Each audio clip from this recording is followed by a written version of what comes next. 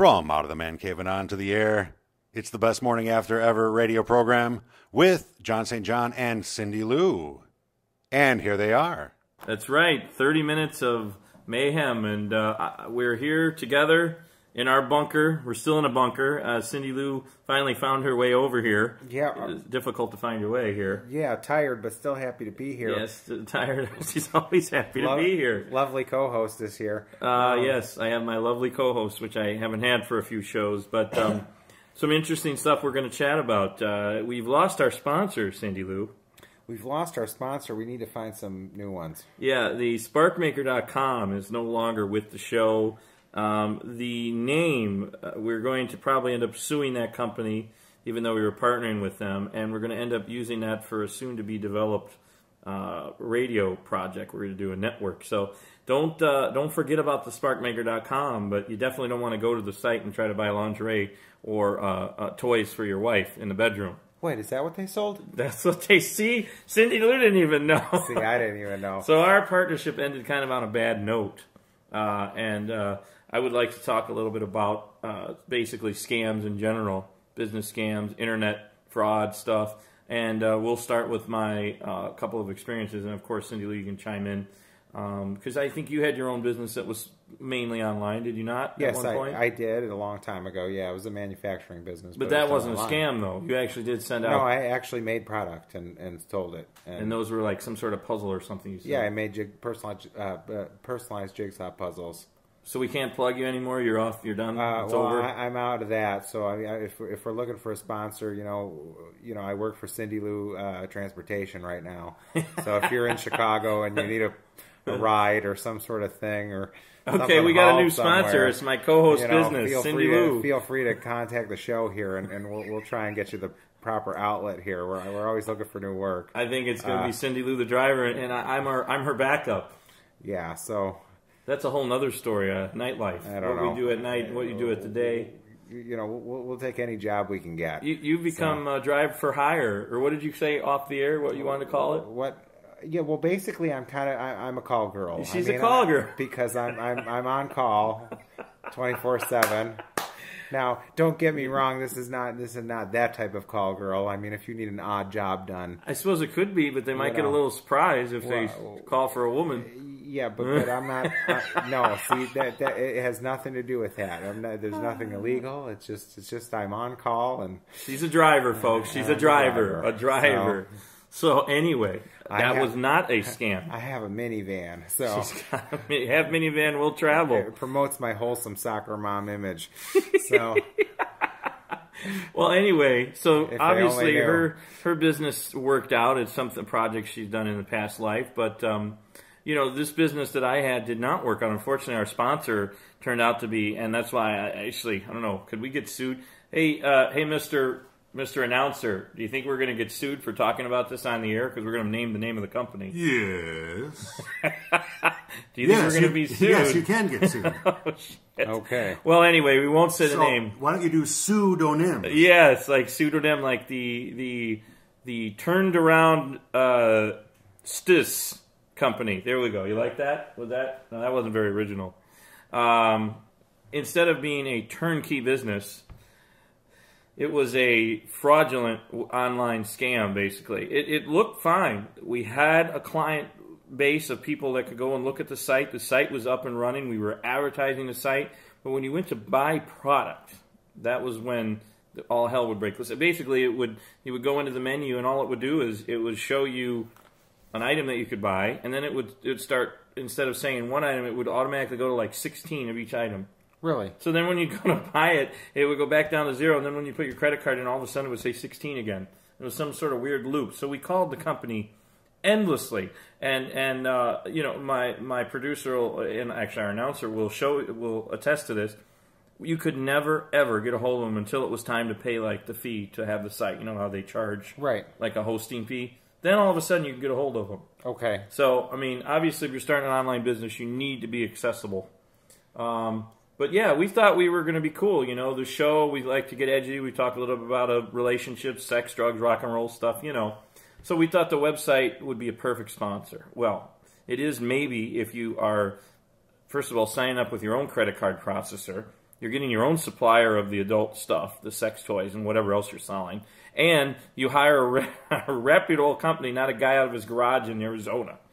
So, don't hire a guy out of his garage. I don't recommend hiring a guy out of a garage in Arizona. Okay, all right. So that's top 10 lists of I feel like this is really the top 1 list of David Letterman top 1 list of what don't to do with an online business. Exactly. No, I have plenty more scams out there, but that was the big one.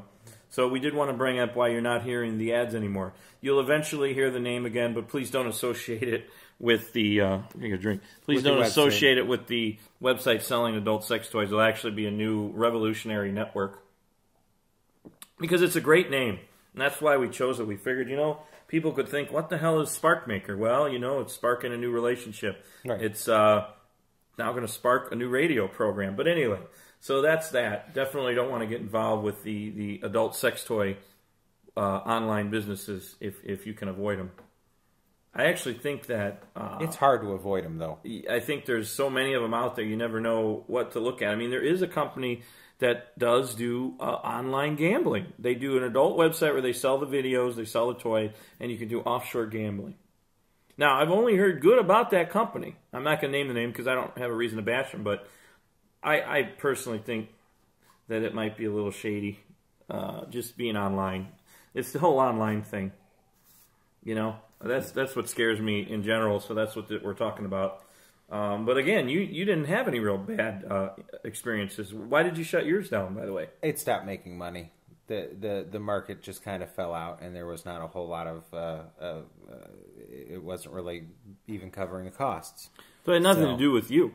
No, it's just really the interest in kids doing jigsaw puzzles. I guess when I went out and asked kids or whoever, told them about my business, they were like, "What's a jigsaw puzzle?"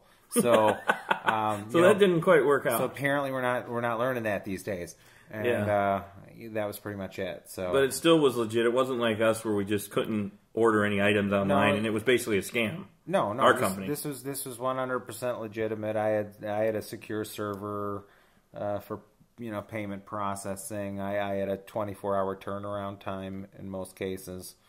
Man, I had it pretty much. Well, we did a lot of marketing for ours. Did you do a lot of marketing? I mean, over the many years I did. Yeah, I mean, basically I had my website and I really promoted it online. It was very much just an online thing.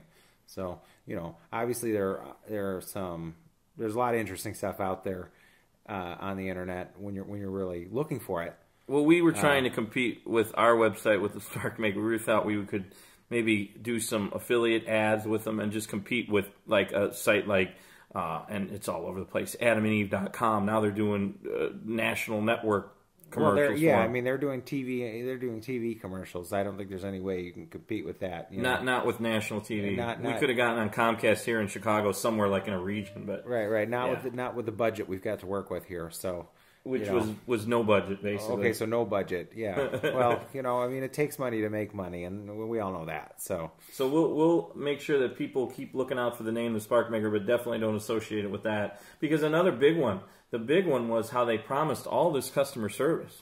That was the big thing that really irked us. Oh, you can get us at any time, because our salesman's name is Bob, a guy by the name of Bob. He said he lived in Chicago. His mom lived near where my dad's office is. My family business, they have business all over the Midwest here, and one of our offices in Northwest Indiana. He related to that. It sounded like the nicest guy until we started having problems. Right. Then there's no getting a hold of Bob. No, then everybody disappears. Yeah, where's Bob? Yeah. Hey, Bob. I got a guy named Bob, but there was no Bob. I know a guy. Hey, forget about it. Now, here's what I've heard from doing research since then. Actually, one of our lawyer friends that helped us get out of this whole deal. Thank you to the advocacy arbitration services of Burley Enterprises, B-U-R-L-E-Y. That's Deanne Burley. She helped us get out of this whole mess. But one thing she said is they have what they call mules that sell stuff like that. They'll sell for several different companies. They'll just be sitting in their car and taking these calls from national ads, and they're not even legit. Like drop shipments or something like that? Yeah, but they're not even legit. No, they are selling the business opportunity. Oh. But they're not legit. They're just a guy who will sell anything he can find on the internet to sell to somebody. He'll just do it out of his, small home office. And he swore up and down that he was with this company for like 15 years.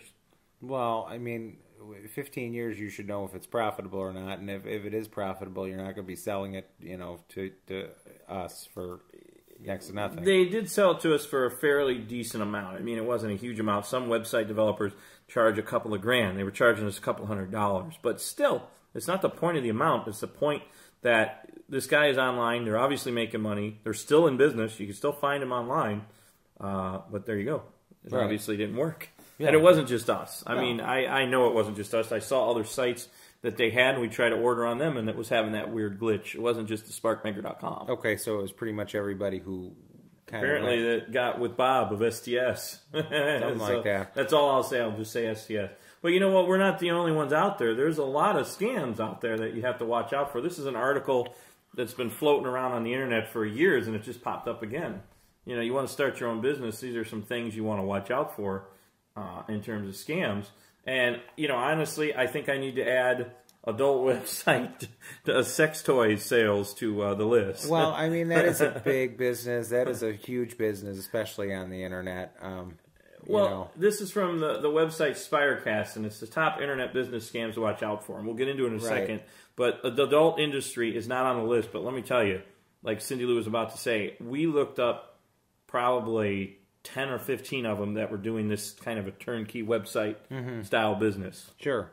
And we went with this guy because they were reasonable. They had the credit card processing ready. It was kind of a one-stop shop. Right. So that's why we did it. We thought we could just advertise the hell out of it, and it would be good to go. Right. But it didn't work out. No. So no, it didn't. It is. I mean, it is a scam.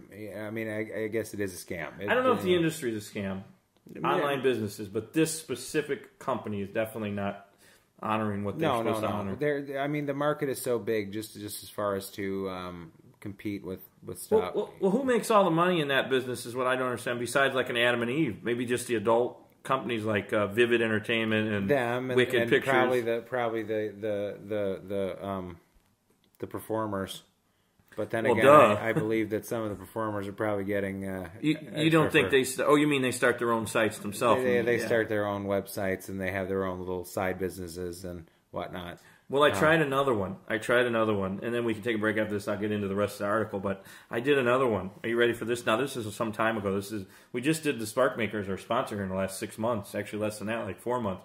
But I did one about 5 years ago. I answered another ad. Now, this is when ads were not all on the internet. They were still in the back of the newspaper. So I answered an ad for, make $1,000 a week, call from home. So like an idiot, I did it again, but this is not a related industry really. It's the phone sex chat. Okay. I did the phone sex chat hotline. Have you ever called one of those? No. Well, I did a few times before, and I thought it was actually kind of cheesy. But you know what? They sounded really hot, and they told me I could do it too because they have males. But when I found out after signing up, is they wanted to be more of the attracted to the guys kind of deal. In other words, I would be gay. So they threw that one on me at the last minute after I registered. And you had an issue with this? Well, I'm not gay. Okay. Maybe I'm open-minded, I'm willing to try things. Some sort of an actor. Well, I don't know if I can act too gay. What about that whole gay for pay thing? Yeah, but it's a little uncomfortable. About that? Yeah, I have, but it's just I felt a little uncomfortable doing it. And I honestly didn't know that's what it was going to be at the time. So right, pay for pay is great if you know you're going to do it. That's pretty much it. Because I guess in my many years of living, I've kind of learned that really in the sex trade that the women pretty much have the corner of the market on it. I agree that the men that are there for men. For men. Yes, they are, and really, that's it. Because women don't call men. I mean, women can just go out and find men to talk to. And well, I need to find some women to talk to on the sex chat line, not men. And they probably don't have any money, to pay to talk to you because they're busy spending it all on their unemployed boyfriend or husband, which seems to be prevalent. Well, here's the deal with this. Nobody told me, not that it was a scam. Well, the scam was you paid to sign up for the service like $20, and then you got paid like $1.50 a minute, and they would put it in your PayPal account. This is when PayPal was still kind of new. This is like 6, 7, 8 years ago. How old is PayPal? 12 years, whatever. So it was still kind of a new thing. Right. So how old is PayPal? I don't even know, but it's new to me. And it was new to me back then. Probably about 15 years old or, wow. pretty close to it. I didn't know it was that long with eBay because they were tied in with eBay. At least they are now. Yeah. But anyway, this is early on for me of knowing how to do PayPal. But anyway, so PayPal, it was new to me, okay? And they wanted you to do PayPal. No checks, no, sending you online, ACH, whatever they call it, where you direct deposit in your account. They wanted us to do PayPal. And I would think, folks, this is something you watch out for. If there's a company out there that wants to pay you with PayPal, I would say walk the other way. What do you think? It does sound a little shady, doesn't it? I mean, it's like, why can't they just pay you directly? Answer that question. Why can't they pay you directly? Well, I mean, obviously PayPal was set up to kind of anonymous. It's third party. Facilitate things. It was to use, it's for people so they can make payments to other people through credit cards who don't take credit cards. Things like that. Things that might not be legitimate businesses, and PayPal can hold the money, though. Yeah, it's a very convenient thing. I mean, now they actually, PayPal is actually very good about those things. They actually have another service that I know about. They have like an escrow service. PayPal does? Yeah, PayPal does have an escrow service. Well, they didn't have all this back when I was doing it. I mean, because I've used the escrow service. And I thought it was a scam is my point here. I didn't trust this company, but I did it anyway. I called all these people. They called me back. That was one way we could do it, is we'd leave a funny message. And then we had inbound calls, and it was all dudes, okay? So I don't recommend getting into this business unless you know exactly what you're getting into, and don't prepay. Let them pay you. Go to an office, because in Vegas they have a lot of these companies. Well, I guess what I've kind of learned is anything that says that you have to pay to get started, it's probably going to be pretty close to bordering on a scam, because most legitimate things don't want you to get paid, don't need you to pay to get started. I mean, you might have to put up a little bit of your own time or like energy. When we build our own studio, we're going to put our own money into it. When we get kicked out of Slam, Right. I mean, yeah, exactly. We're going to have to do that. But that's different. When I got started in my day job, I mean, yes, I had to work for a week or so. They made you buy a car. Well, they didn't make. I mean, I had a car, but I had to pay for all my gas and I had to do my job, and then I had to wait for my check and hope that my first check cleared. But that's more of a normal job per se, instead of paying to get started. Which I kind of knew it was a scam. But again, folks, don't do the sex chat lines unless they're just paying you as an employee. There are plenty of them out there that actually do. I know they are. They're in Vegas and LA. They exist. Yeah. Those commercials on the air for a real reason. Sure. And they're on still over late night. But I don't know if many people do the phone chat stuff anymore. I think more people are probably camming, so that might be where you want to kind of think about. So. Like a video cam web chat thing. But then again, you're probably going to run into the whole gay thing again. Yeah, but I'm not doing the video phone. I'm not doing any of that. I'm good. I'm out of that one. Because women aren't going to pay you to do whatever it is you feel like doing on a web I'm trying to give advice here on what not to do. I don't want to talk about getting into my video chat. All right, we're going to take a break, and we'll be right back after this on the Best Morning After Ever radio show right here. Hello? Lisa, it's Janet. What's wrong? It's the bridesmaids' dresses for Lindsay's wedding. Oh, no. Tell me they're not fuchsia. Oh, they're not fuchsia. Then what? Oh, they're gaudy, aren't they? All ruffles and lace. Great. We'll look like a chorus line. No. They're really quite simple. It's the material I'm most concerned about. Oh, I knew it. I specifically said no chiffon. I mean, it's so passé. I just don't think... It's not chiffon. Then what? They're made out of old, yellow pages. What? I didn't catch that. It sounded like you said they're made out of old yellow pages. Yep, I'm afraid you heard right. It's got something to do with recycling and good karma on her wedding day. Oh, that's special. I'm not going to know whether a guy's checking me out or just looking for the number of a good mechanic. Funny. Very funny. There's a better way to recycle your outdated Dex phone books. Find out just how easy we've made it in your neighborhood. Call 1-877-2-GET-DEX or log on to DexKnows.com. John St. John is back once again on the Best Morning After Ever radio show with Cindy Lou.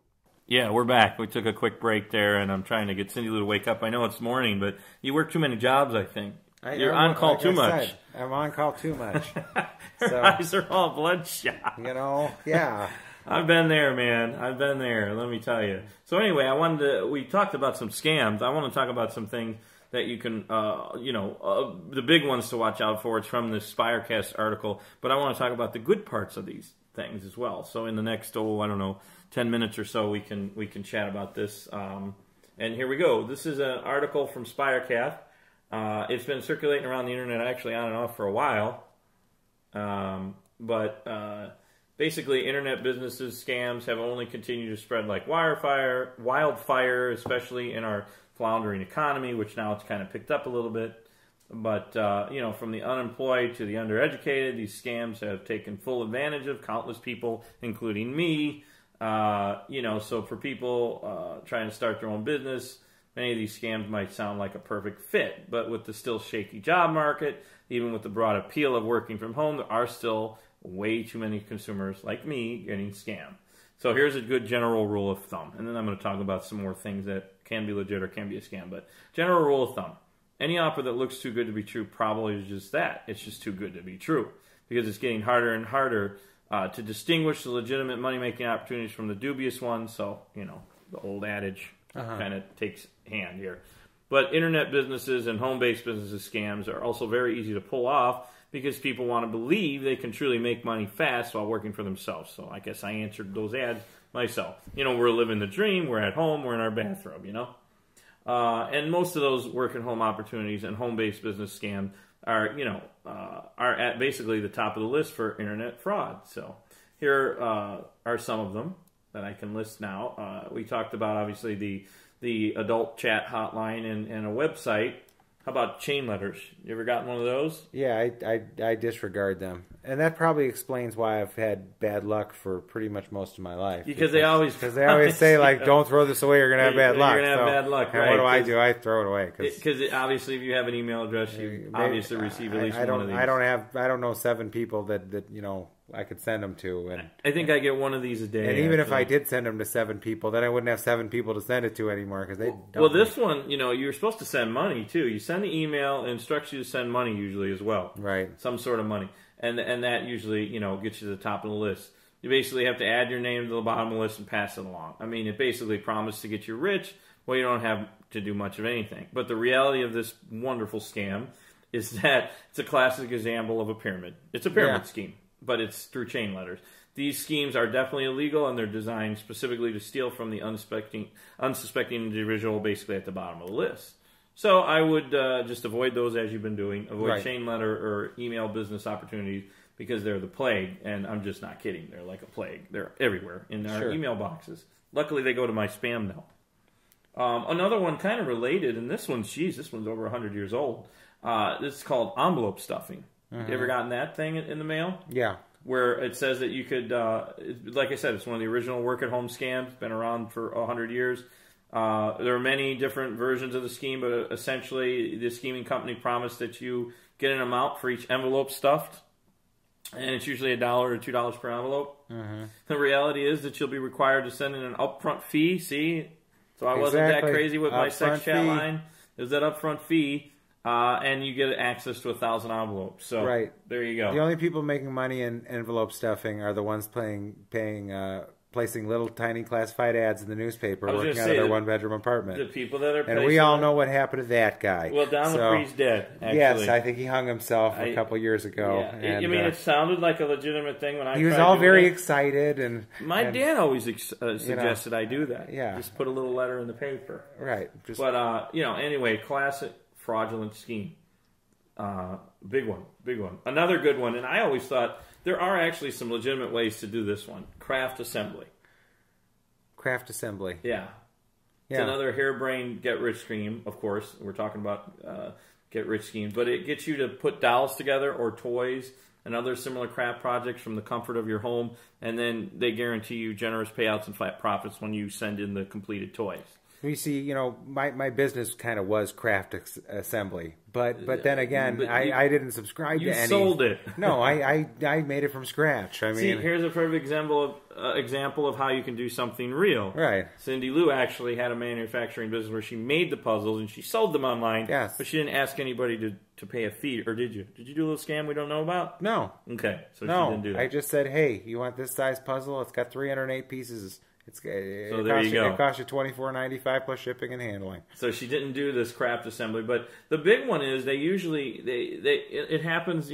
Once you've completed the first assembly, mailed it in, then you'll be told by the con artist that it has failed to meet your required specifications. That's where the scam comes in. That's how they never pay you. Right. They keep sending you dolls and toys to assemble, but they never pay you because they say that something was wrong. Well, I don't know why Americans would want to do this because the Chinese are so much better at doing this. The Chinese are better at making all of our stuff, right? Yeah, so it's an ugly scheme. It's been around for a long time. It is definitely also illegal and unethical, and should never be considered as a legitimate, at home, scheme or whatever, or business, I should say. It's a scheme, not a business. But another one, and I like this one, an email processing tech. I actually thought this was a legitimate business. I really did. I don't know if I've ever heard of this. I thought this was more of an at-home, you're doing a remote job, where you're doing stuff. They're sending you letters to send out and, like replies. But according to this article, all it is very simple.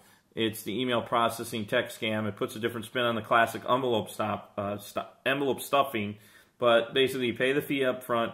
You access this lucrative program allowing you to process email from your own home and makes tons of money. So it's basically you're doing the envelope scam with emails. So it sounds too good to be true. Yeah. I'm tongue-tied today. Anyway, well, obviously it is. The reality is that processing email amounts to nothing more than spamming the same advertisement that you received to hundreds or thousands of others. So it's kind of what we want to do with the show where we send it out as an email to clips. But it's bullshit. It's not a real thing. So we're not going to... seems harmless, but it's very definition of a loose situation and pretty much a scam. But now this one, I know somebody that did medical billing. This next one... Okay. Medical billing's the next one, everybody.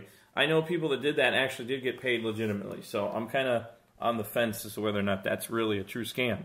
There probably is, there probably are medical billing companies. You could definitely be like a collections rep and do it, what do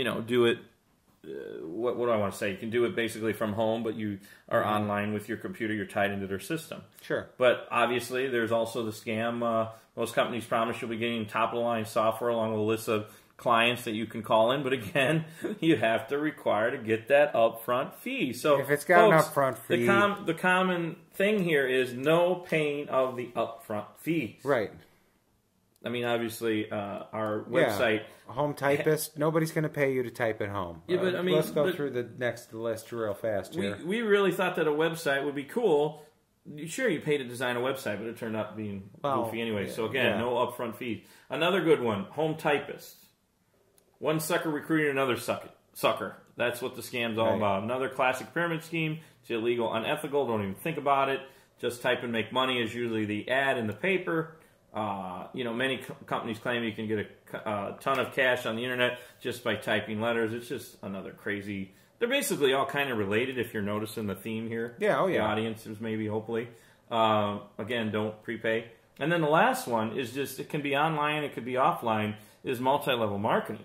Right. I mean, obviously, our audience has heard as multi-level marketing. It's also known as MLMs or pyramid marketing or pyramid scheme. Well, and some of it is almost just mainstream, but basically it's kind of got that. Here's what it is. That is. Same structure. Here's the problem. You never end up selling the product. You always end up recruiting the person. Right.